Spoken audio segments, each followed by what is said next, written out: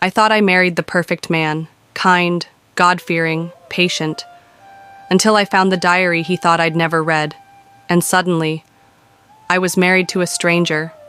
My name is Alana, and for the past 6 years, I believed I had everything I prayed for. A loving husband, a peaceful home, but peace can be manufactured, and love can be faked. What I'm about to share isn't just my story, it's a warning for every woman who has ever ignored a gut feeling just to keep a dream alive. When I first met Marcus, he was a gentle storm, not loud, not flashy, but he made me feel safe in a world that often felt like a war zone.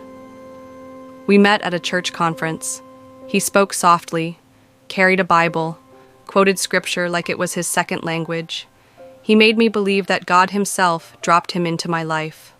We courted for 10 months, no sex, no drama, no red flags, just sweet texts, Sunday dates, and late-night prayers. We married in the spring. I wore white. He cried at the altar. Everyone said we were goals, but here's what no one tells you. A narcissist doesn't reveal himself with fists or rage. Sometimes, he hides behind flowers and Bible verses. About 3 years in, I started feeling it. The silence. He stopped asking about my day. He stopped touching me. He started coming home late and blaming church meetings. But there were no lipstick stains, no suspicious texts, just distance. And then, the incident. He left for work one morning and forgot his laptop. He called and asked me to drop it off at his office. When I walked into his study to grab it, I noticed a leather-bound journal tucked behind some theology books. I shouldn't have opened it, but something told me, "Alana, this is the truth you've been praying for."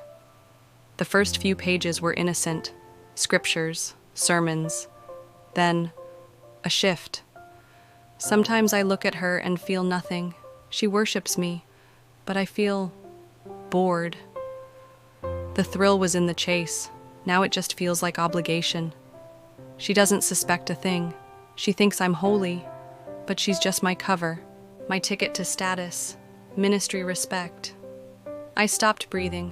I read more. He talked about other women, none named, but plenty hinted at.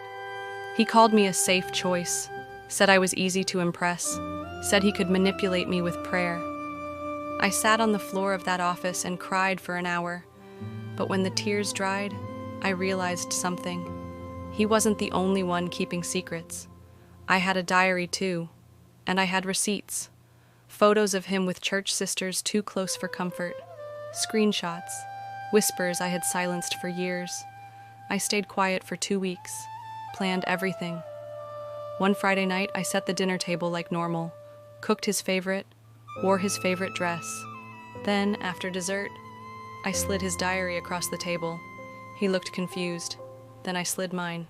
He didn't speak, didn't blink, just sat there, exposed.